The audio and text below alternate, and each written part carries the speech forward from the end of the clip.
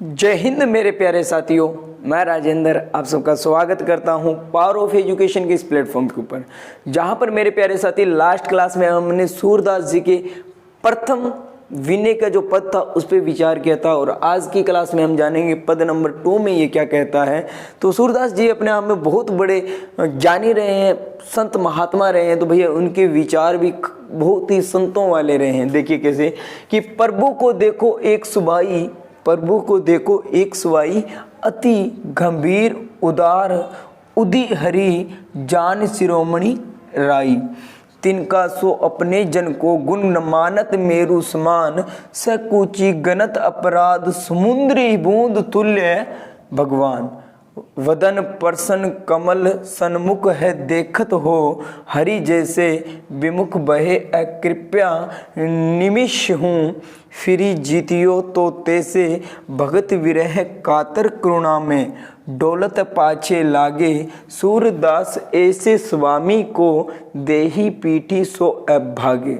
भैया देखो वैसे तो कुछ नहीं समझ में आया, समझ रहे हो, क्योंकि अगर मैं डायरेक्टली छोटे से करवा के निकल लूंगा तो भैया ना आपको मजा आएगा न मेरे को कराने में मजा आएगा। ठीक है, हम टोटली जानेंगे कि हमें एग्जाम में लिखना कैसे एक्चुअल में। तो प्रसंग आपने देख ही लिया होगा कि जब ये आता है ना मेरे प्यारे साथी, तो इसका पहले तो है प्रसंग लिखना। प्रसंग के अंदर 3 चीजें मैटर करती है, मैं बताता हूँ, बुक, कवि और कविता का नाम। कहता है प्रस्तुत पद हिंदी की पाठ्य पुस्तक मध्यकालीन काव्य कुंज में संकलित एवं भक्तिकालीन कृष्ण काव्य धारा के सर्वश्रेष्ठ कवि यानी कृष्ण जी में बहुत विश्वास करते थे सूरदास जी द्वारा रचित विनय नामक पदों में से अवतरित है। कहाँ से भैया? विनय नामक में से। तीनों चीजें आ गई।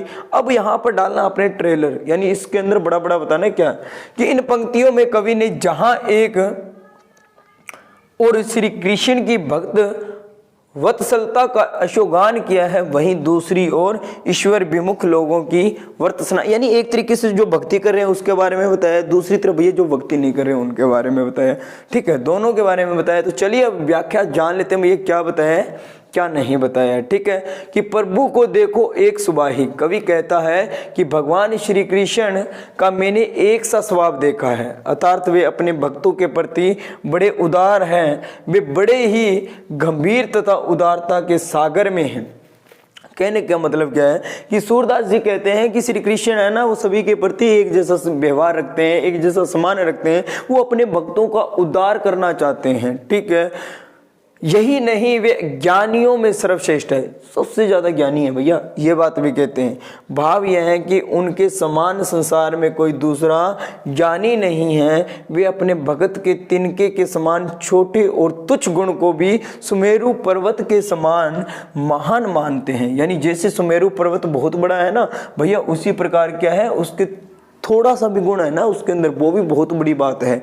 ठीक है, और दूसरा क्या कहता है भैया, तुच्छ मानकर उसकी, देखो कहाँ चले गए, तुच्छ गुण को सुमेरु पर्वत के समान मानते हैं। उनकी उदारता जगत में प्रसिद्ध है।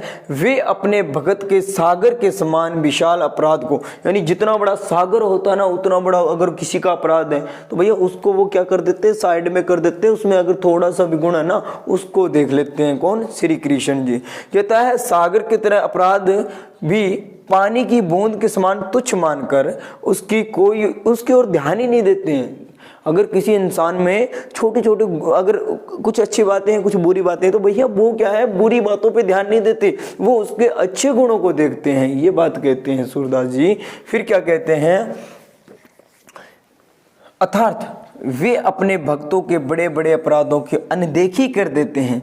भगवान श्री कृष्ण अपने भगत को देखकर प्रसन्न मुख हो जाते हैं, यानी उनके चेहरे पे मुस्कान आ जाती है। उस समय भगवान का मुख कमल के समान खिल उठता है। भाव यह है कि वे अपने भगत को देखकर अत्यधिक प्रसन्न हो उठते हैं। यदि कोई भगत किसी कारणवश उनसे रूठ या रुष्ट होकर विमुख हो जाता है, यानी रूठ जाता है एक तरीके, तब भी वे नाम मात्र के लिए उस पर क्रोधित नहीं होते।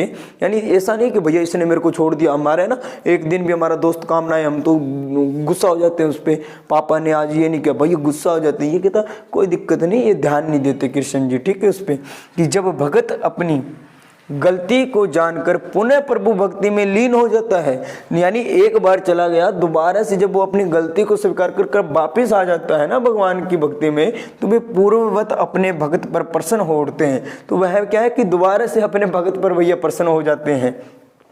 सूरसागर पुनः कहते हैं कि प्रभु अपने भक्तों से इतना अधिक प्रेम करते हैं कि यदि भक्त कुछ समय के लिए प्रभु से दूर हो जाता है तो वे दयालु भगवान श्री कृष्ण अपने भक्तों के पीछे पीछे घूमने लगते हैं कि भैया मान लो मैं भक्ति करता हूँ श्री कृष्ण की और मैंने छोड़ दी, तो ऐसा मतलब नहीं है कि वो मेरे से नफरत करने लगेंगे, नहीं, वो हमारा पीछा करते हैं फिर भी कि नहीं भैया तू कोई दिक्कत नहीं, कुछ दिन के लिए है सेट हो जाएगा, ठीक है। पीछे पीछे घूमने लगते हैं। वे पल भर के लिए भी अपने भक्तों से अलग नहीं होना चाहते। अंत में सूरदास जी कहते हैं कि इस प्रकार के स्वामी श्री कृष्ण को जो पीठ दिखाता है ना भैया, जो श्री कृष्ण के ऊपर ध्यान नहीं देता है ना, उससे विमुक्त हो जाता है, उस जैसा भाग्यहीन व्यक्ति इस पूरे संसार में नहीं होगा, कोई अन्य नहीं हो सकता। अगर आप इतना कुछ श्री कृष्ण के बारे में जानकर अब भी श्री कृष्ण, अब भी राधे राधे जय श्री कृष्णा नहीं लिखते हो ना, तो आपसे बड़ा भाग्यहीन व्यक्ति इस पूरे संसार में नहीं होगा। समझ रहे हो ना। भाव यह है कि भगवान कृष्ण बड़े ही दयालु, उदार, सर्वश्रेष्ठ, ज्ञानी और भक्त वत्सल है भैया। ये बात अपने सूरदास जी कहना चाहते थे इस पैसेज में। उम्मीद करूंगा अच्छे से समझ में आएगा, बेहतरीन मजा आया होगा, क्योंकि ये हिंदी पढ़ने का मजे कुछ अलग है मेरे प्यारे साथी। ये है मेरा व्हाट्सअप नंबर भैया। अगर आप चाहते हो कि इसके पीडीएफ मिल जाए, नोट्स मिल जाए, वो भी फ्री ऑफ कॉस्ट, क्योंकि 2023 के अंदर बिल्कुल फ्री ऑफ कॉस्ट ऑफर है मेरे प्यारे साथी। तो यहाँ पर आपको फ्री, बिल्कुल फ्री दिया जाएगा। मेरे व्हाट्सअप पे मेरे को कॉन्टैक्ट कर सकते हो भैया, पर्सनली मेरा नंबर है, जहाँ मैसेज कर सकते हो, आपको पीडीएफ प्रोवाइड करवा दी जाएगी। मिलेंगे नेक्स्ट क्लास में, तब तक हंसते रहो, मुस्कुराते रहो, और जाते जाते जय श्री कृष्णा भैया कमेंट सेक्शन में लिख के जाना। जय हिंद, जय भारत मेरे प्यारे।